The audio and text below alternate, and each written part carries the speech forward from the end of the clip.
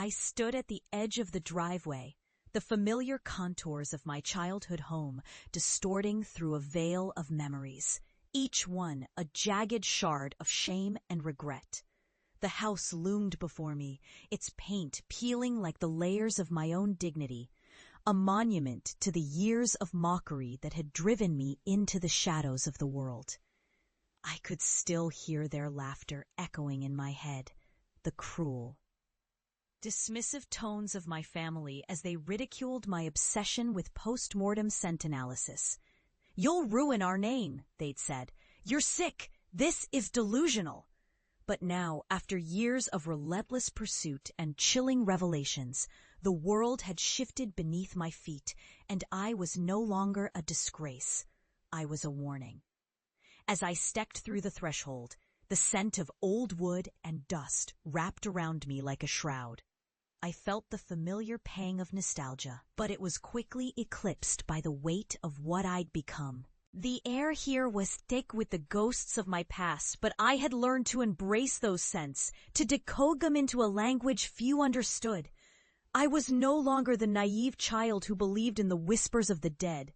I was the voice of those whispers, and I was ready to confront the very people who had tried to bury me.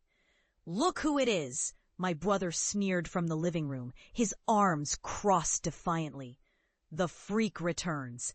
Did you come to collect our scents too?" Laughter erupted, a chorus of derision that hit me like a physical blow. My parents watched from the kitchen, their faces a mix of disdain and disbelief, but I could see the flicker of curiosity in their eyes. They had spent years dismissing my research as a perverse obsession, but I now held the keys to horrors they couldn't begin to fathom. "Actually, I'm here to share something," I said, my voice steady despite the tremor in my chest. "I've uncovered truths you couldn't possibly comprehend. The world is changing, and so is the understanding of death and scent. I've become an expert in what lingers after violence, and it's time you learned what I found." The laughter died, replaced by a pregnant silence. I could feel the tension crackling in the air, like the stillness before a storm. My family exchanged glances, their expressions shifting from mocking to apprehensive. They had always believed that my obsession would lead to my downfall, but I was about to show them the cost of their disbelief. "Do you remember the stories of the Wraith of Willow Creek?" I pressed on, my heart racing as I spoke the name that had haunted my childhood. "The one that stalks the woods, feeding off the fear of those who trespass. I've tracked its scent, its essence, and what I found is terrifying." I pulled a small vial from my pocket, the contents swirling like dark thoughts in a glass prison. "The scent of death and despair," I whispered, "captured and preserved. The very essence of those who vanished, consumed by your own fears. This is what I've dedicated my life to understanding." My mother stepped forward, her eyes narrowing with skepticism. "You're not serious. You think you can just bottle up death? That's insane!" I could feel the anger rising within me, fueled by years of ridicule. "No, Mom, it's a necessity. You've always said I was insane for believing in the unseen." "But what if I told you that you've only ever been blind to the truth?" With trembling hands, I uncorked the vial, releasing a sickly sweet, decayed aroma that filled the room. The smell was a grotesque tapestry of rot and despair, a scent that clawed at the edges of sanity. I watched as my family— "It's what I've faced every day, and you dismissed me as a fool for it." My father stumbled backward, his face pale as he grasped the kitchen counter for support. "What have you done?" he gasped, his voice barely above a whisper. I took a step closer, the shadows of my past merging with the darkness of my present.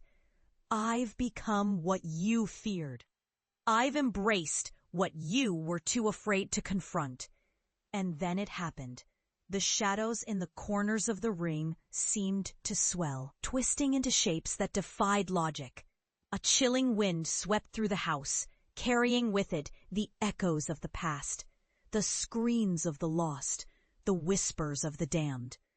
My family watched, wide-eyed and paralyzed, as the very essence of their disbelief took corporeal form before them. They were witnessing the embodiment of their ridicule, the horrors I had faced, now manifesting in the very room that had once been my prison. I felt a surge of power, a vindication that coursed through my veins like wildfire. They had thought me mad, and now they were confronted with the truth of my madness, the weight of their disbelief bearing down on them. As the shadows danced and twisted, I turned to face my family one last time. "This is what you mocked," I said, my voice a chilling whisper. "This is what you have to face." With that, I stepped back, allowing the darkness to envelop me. The last thing I saw was their faces, twisted in terror as they finally understood the cost of their skepticism. I had become a vessel of the very truths they had tried to bury, and now they bore witness to the consequences of their laughter. When the darkness receded, I was gone, leaving behind only the lingering scent of decay and despair.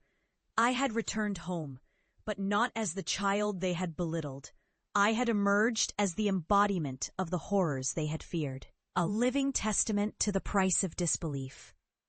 Outside, the world awaited, a realm of shadows and secrets that only I could navigate. I had survived what they could never fathom, and now I would carry the weight of their ridicule as a crown, a reminder of the darkness that lurked just beneath the surface of their understanding.